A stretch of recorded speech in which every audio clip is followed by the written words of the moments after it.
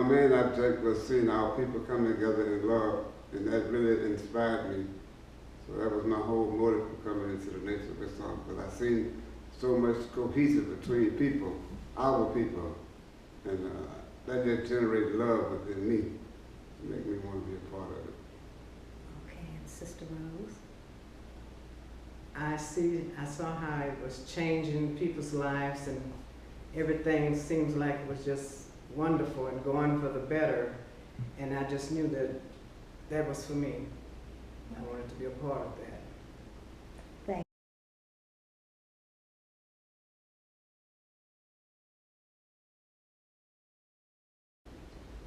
My favorite memory is somewhat kind of, I won't say it's the starter, but I seen the police had stopped some black people, and I seen Muslims gathering around, can we help you, brother? You know, that really inspired me, because I never seen people, black people standing up like that for one another, you know.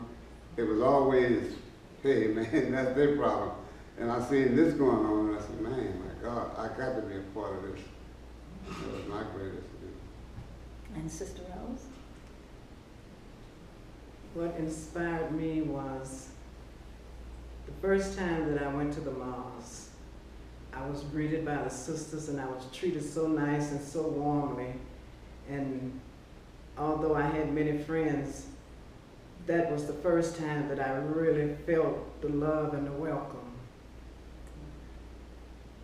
That's one.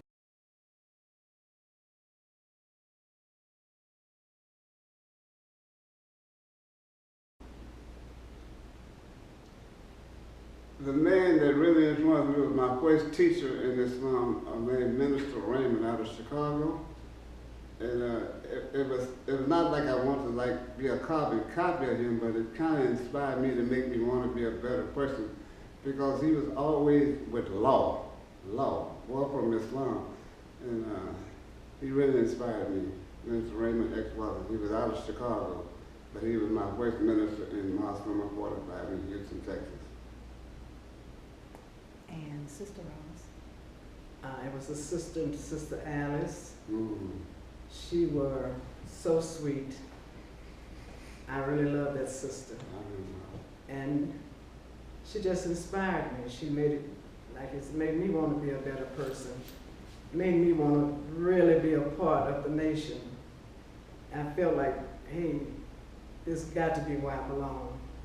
And where was this at? What city was this in? This was in Houston, Texas, at Mosque number 45.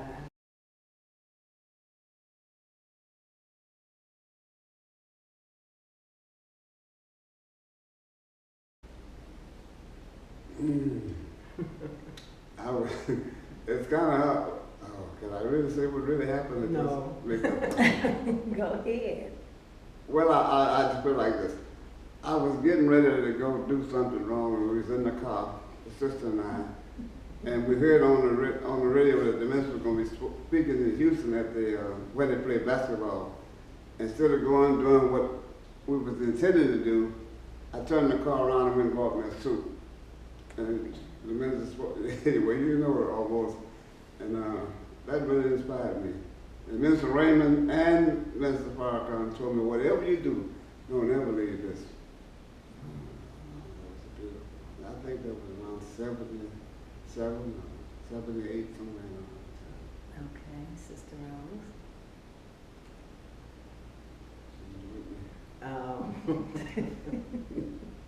The same story.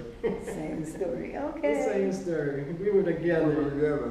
Okay. And we heard it on the radio, and we hadn't been to the mosque for a minute, so. Okay.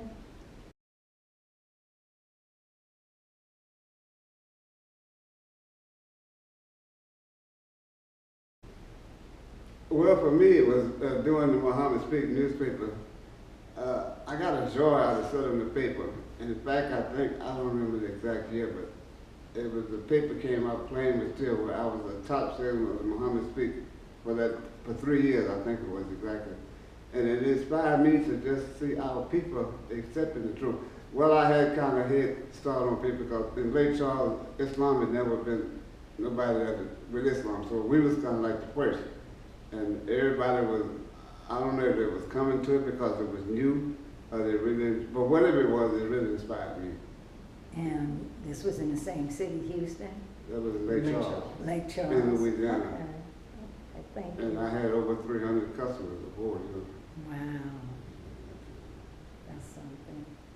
Sister Rose, your happiest? Oh, yes, ma'am. It was wonderful. Mhm. Actually, I was the first MGT in Lake Charles. Yeah. Oh, And I really felt the responsibility to uplift the messenger and the teaching. And I always tried to carry myself as an MGT and always tried to dress according to the rules of the MGT. And I just loved it. It was wonderful. It changed my life, and I've been happy with it ever since. And that's been over 50 years now. praise May I say something on that same be. thing? Sure. She would always be in her garments, and there used to be a corner store from not too far from where I live, and the brother would be hanging under a tree, and they'd be using all kind of language, just saying everything, and they see her coming. Be quiet, man. Here comes that sister. Yeah, You know, that's true.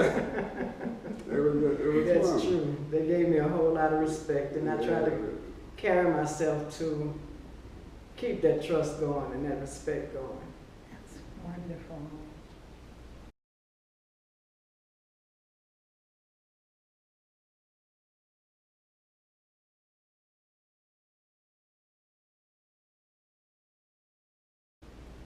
Well, it's not exactly like I met him, but I helped post one year. I don't remember the exact year, but we were like, had to go out, all uniform brothers, and meet the cars that was coming in the tunnel.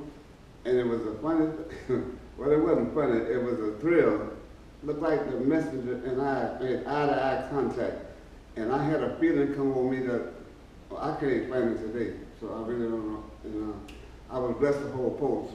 And I was like, he was right behind me, and he was talking with Operate on a Nation. Get that out of us a lot. That was the name of the stuff, Operate on a Nation.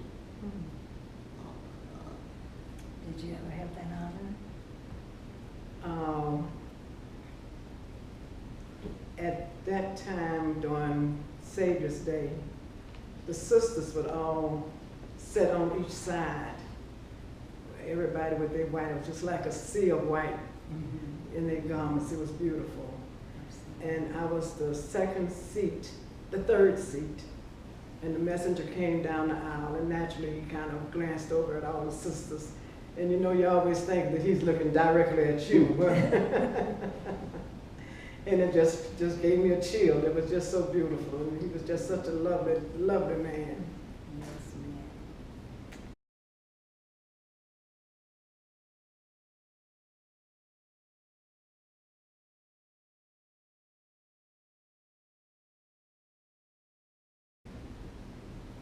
To me, it's when I can get a brother or a sister to come join the nation. In fact, I have 15 or 20 people that wrote a letter, well, I can't say under me, but during the time that I was a study group leader in Lake Charles.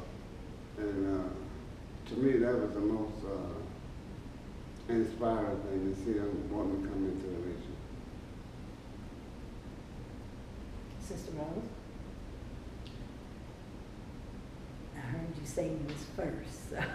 Yes, ma'am. I was the first MGT in Lake Charles. And that's an accomplishment. That's what I would say.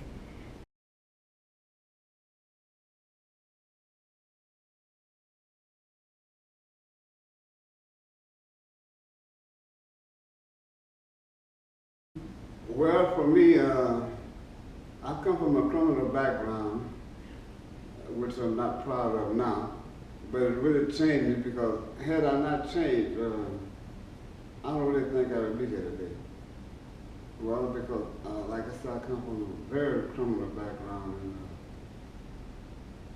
and Islam saved my life. Yes. That's the best way I can describe it.